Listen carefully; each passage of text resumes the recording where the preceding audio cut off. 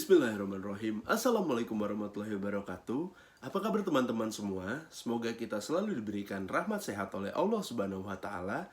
Pada kesempatan kali ini perkenalkan saya Anak Anung Anindito NPM 2019-21500605 dari Fakultas Bahasa dan Sastra Indonesia, Universitas Unindra.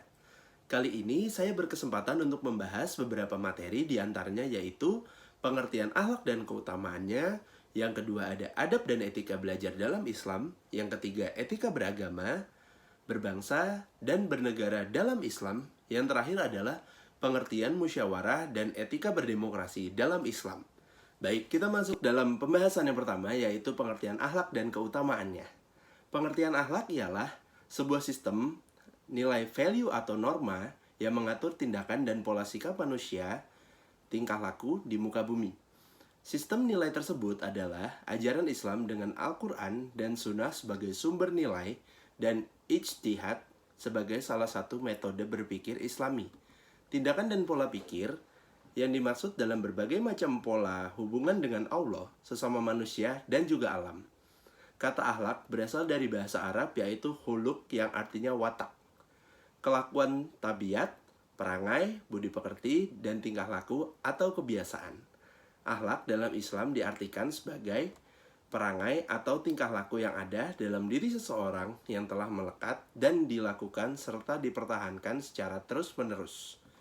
Akhlak dalam Islam dapat dibedakan menjadi dua golongan, yaitu yang pertama, akhlak terpuji atau akhlakul karimah. Akhlak terpuji sudah seharusnya dipunyai oleh seorang muslim. Contoh akhlak terpuji yang seharusnya dipunyai adalah kesopanan, jujur, dermawan, rendah hati, tutur kata lembut, santun, rela berkorban, sabar, adil, tawakal, bijaksana, dan lain sebagainya. Seseorang yang punya akhlak terpuji atau akhlakul karimah biasanya akan selalu menjaga sikap dan tutur katanya kepada orang lain karena selalu merasa dirinya diawasi oleh Allah Subhanahu wa taala. Yang kedua, akhlak tercela atau akhlakul masmumah. Akhlak tercela atau akhlakul masmumah sudah seharusnya dijauhi oleh umat muslim karena dapat mendatangkan mudarat bagi dirinya sendiri dan juga bagi orang lain. Contoh akhlak tercela diantaranya adalah dusta, berbohong, iri, dengki, sombong, ujub, fitnah, tamak, takabur, hasad, aniaya, gibah, dan lain sebagainya. Akhlak tercela atau akhlak masmumah ini sangat dibenci oleh Allah Subhanahu wa taala dan tidak jarang bagi orang yang mempunyai akhlak ini akan dijauhi dan tidak disukai oleh masyarakat sekitar. Seorang muslim yang mempunyai dan memelihara akhlak tercela dalam dirinya menimbulkan penyakit hati dan dosa besar bagi dirinya sendiri. Beberapa keutamaan mempunyai akhlak yang terpuji atau akhlakul karimah adalah: yang pertama, berat timbangannya di akhirat. Disebutkan dalam sebuah hadis bahwa orang yang mempunyai akhlak terpuji akan mempunyai timbangan yang berat di hari akhir kelak, di mana semua amal manusia akan dihisap. Tidak ada sesuatu yang diletakkan pada timbangan hari kiamat yang lebih berat daripada akhlak yang mulia, dan sesungguhnya orang yang berakhlak mulia ini dapat mencapai derajat orang yang berpuasa dan sholat. Yang kedua, dicintai oleh Rasulullah. Rasulullah SAW diutus di dunia tidak lain adalah untuk menyempurnakan akhlak manusia. Maka dari itu Rasulullah akan mencintai manusia yang berakhlak baik. Sesungguhnya yang paling aku cintai dari kalian dan yang paling dekat tempatnya dariku di hari kiamat adalah yang mulia akhlaknya. Dan yang paling aku benci dari kalian adalah yang paling jauh tempatnya dariku di hari kiamat adalah yang banyak bicara, angkuh dalam berbicara, dan sombong. Yang ketiga, mempunyai kedudukan yang tinggi. Seseorang yang punya akhlak terpuji dan budi pekerti yang baik akan mempunyai kedudukan yang tinggi di akhirat, sebagaimana disebutkan dalam hadis riwayat Ibnu Majah dan At-Tabrani. Yang keempat, dijamin masuk surga. Mempunyai akhlak yang mulia sangatlah penting bagi seorang muslim. Keutamaan mempunyai akhlak yang mulia sangat besar. Salah satunya adalah jaminan imbalan sebuah rumah di surga bagi kaum muslim yang berakhlak mulia, sebagaimana sabda Rasulullah SAW yang intinya bahwa akan dibuatkan rumah di tepi surga bagi orang yang meninggalkan debat walaupun orang tersebut benar. akan dibuatkan rumah di tengah surga bagi orang yang tidak suka berbohong, meskipun hanya bercanda, serta rumah di atas surga bagi orang yang berakhlak mulia. Lalu kemudian, tujuan akhlak itu apa sih sebenarnya? Tujuan ilmu akhlak adalah diadakan di dunia bukan tanpa tujuan. Adapun tujuan utama dari ilmu akhlak adalah yang pertama, menyempurnakan perilaku manusia. Dalam ilmu akhlak akan dipaparkan mengenai hal-hal yang baik dan buruk agar memberi pemahaman bagi manusia dalam bertingkah laku agar tidak salah mengambil langkah yang nantinya merugikan diri sendiri maupun orang lain dalam masyarakat. Yang kedua, mencapai tujuan hidup ideal. Setelah memahami konsep baik dan buruk, tentunya secara naluriah kita akan berusaha untuk meninggalkan keburukan dan selalu berusaha menuju kebaikan. Melalui ilmu akhlak, maka jalan yang seharusnya ditempuh dengan begitu rumit akan menjadi nyaman dan terasa penuh kedamaian. Yang kedua kita akan bahas adalah tentang mengenai adab atau etika belajar dalam Islam. Etika dan proses belajar manusia memiliki hubungan yang sangat terkait. Pada satu sisi, belajar sebagai kegiatan manusia merupakan aktivitas yang memerlukan norma-norma moral tentang bagaimana seharusnya belajar dalam bingkai karakter dan ciri khas manusia yang demikian unik. Di sisi lain, etika sebagai pemikiran manusia tentang baik atau buruk sangat diperlukan untuk merefleksikan kegiatan belajar manusia setiap saat. Nilai-nilai dan ide tentang kegiatan belajar yang berlaku secara umum perlu dikaji secara rasional, kritis, mendasar, sistematis, sehingga norma yang ditaatinya dalam proses belajar bukan sekedar karena kebiasaan atau adat yang berlaku dalam masyarakat, melainkan karena memiliki dasar dan legitimasi yang kuat untuk diikuti dan ditaati. Pelajar juga harus mempunyai sikap tidak terburu-buru dan tidak memaksakan guru untuk menjelaskan sesuatu yang belum saatnya. Seseorang pelajar haruslah menampilkan sosok yang bersahaja dan sikap memuliakan gurunya.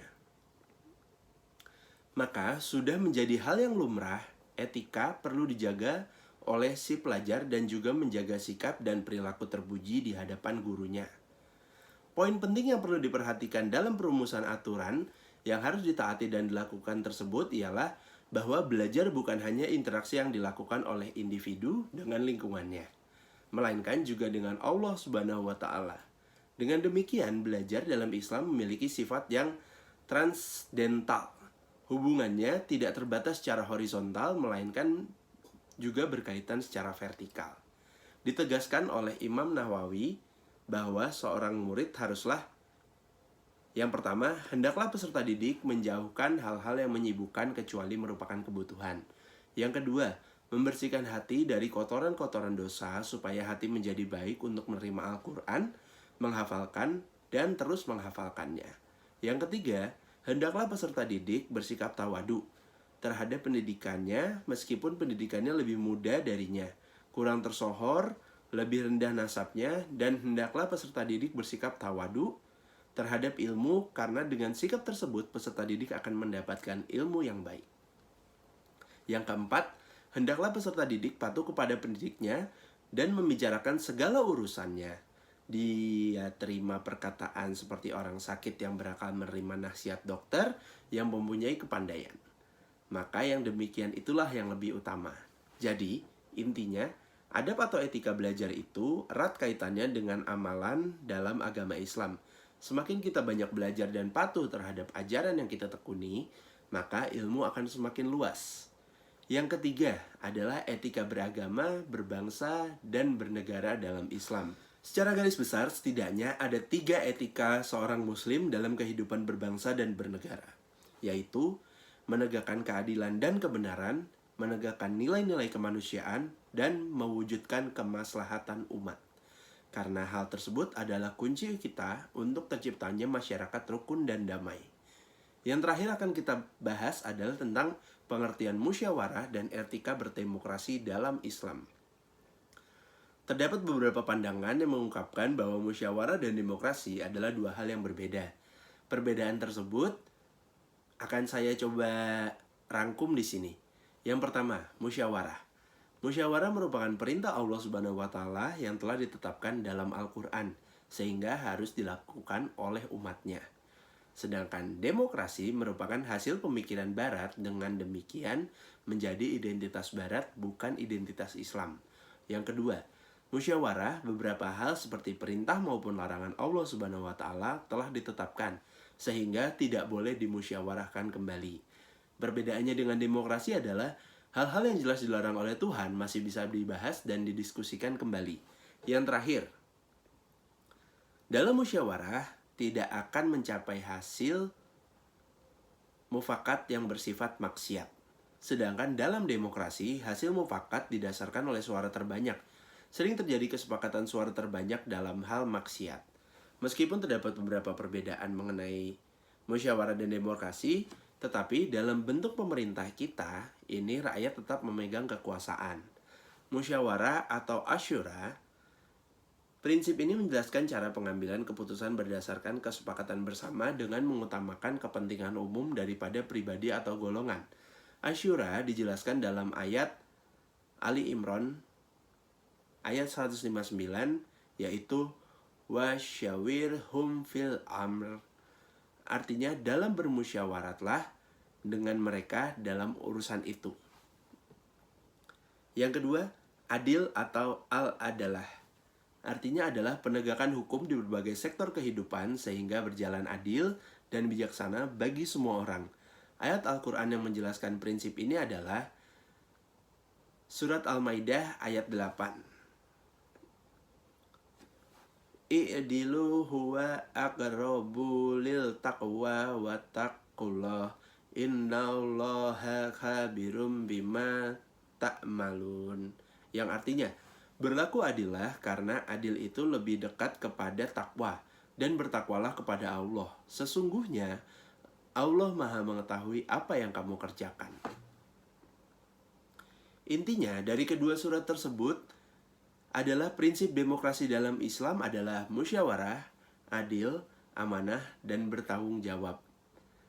Mungkin sekian saja materi yang dapat saya sampaikan pada kesempatan kali ini. Mari kita bersama-sama membaca Alhamdulillah, dan semoga ada ilmu serta syafaat yang dapat kita ambil dari materi kali ini. Jika ada salah kata dalam materi saya hari ini, saya mohon maaf. Wabillahi taufiq wal hidayah. Wassalamualaikum warahmatullahi wabarakatuh.